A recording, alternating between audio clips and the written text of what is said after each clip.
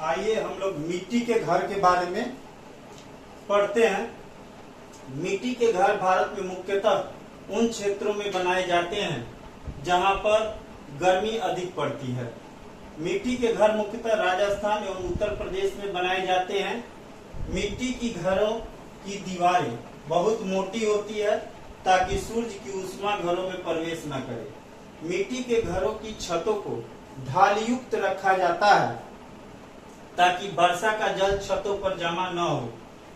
मिट्टी के घरों को समय समय पर गोबर से लीपा जाता है ताकि घरों में कीड़े मकोड़े प्रवेश न करें। स्क्रीनशॉट लीजिए।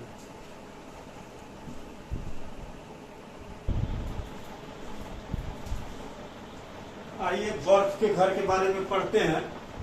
बर्फ के घर मुख्यतः ध्रुवीय क्षेत्रों में बनाए जाते हैं। बर्फ के घर मुख्यतः एस्किमो जनजाति के द्वारा बनाया जाता है। बर्फ के घर को इग्लू कहते हैं।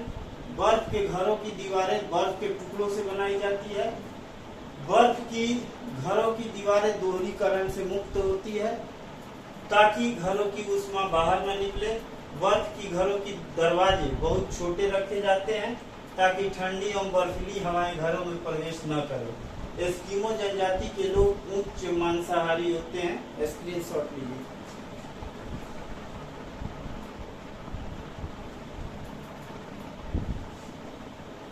आइए अब हाउस बोट के बारे में पढ़ते हैं।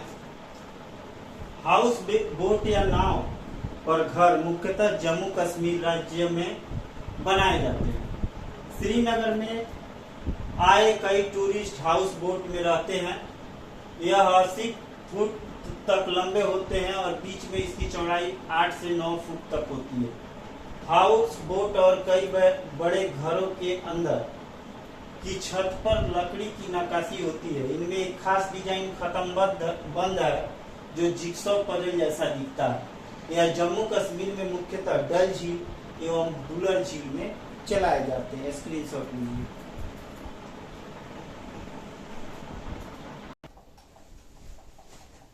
आइए हम लोग डोंगा के बारे में पढ़ते हैं। बोट की तरह बने लकड़ी के डोंगे पानी पर तैरते हैं। श्रीनगर की डल झील और झेलम में इन डोंगों में कई परिवार रहते हैं। मकान की तरह इन डोंगों में भी अलग अलग कमरे होते हैं।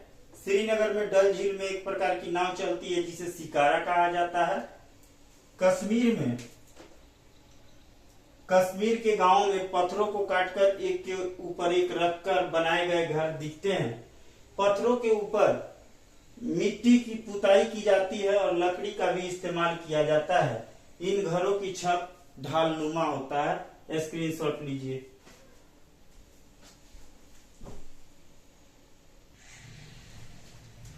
आइए डोंगा के बारे में पढ़ते हैं। कश्मीर के पुराने घरों की खासियत है जालीदार खिड़कियां। ये बाहर की ओर उभरी होती है। इन्हें डब कहते हैं। इनमें बैठकर बाहर का नजारा बढ़िया दिखता है। यहाँ के पुराने घरों की खासियत है पत्थर, ईंट और लकड़ी को मिलाकर बनाना।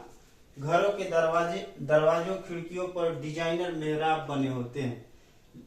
इसके बाद पढ़ते हैं हम लोग लेखा एवं रेबो। चंगपा जनजाति के द्वारा जिन अस्थायी घरों में निवास किया जाता है उसे रेबो कहा जाता है।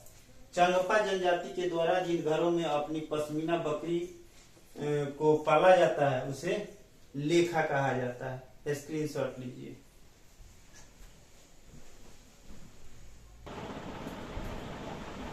आइए पेड़ों पर घर के बारे में पढ़ा जाए। पेड़ों पर घर विषुवतरेखीय क्षेत्रों में निवास करने वाले पिंगमी जनजाति जो कांगो गणराज्य देश में रहते हैं जो अफ्रीका महादेश में पड़ता है के द्वारा बनाया जाता है। पिंगमी जनजाति के द्वारा पेड़ों पर घर इसलिए बनाया जाता है ताकि हिंसक वन्य जीवों से सुरक्षा प्राप्त किया जा सके। स्क्रीनशॉट लीजिए।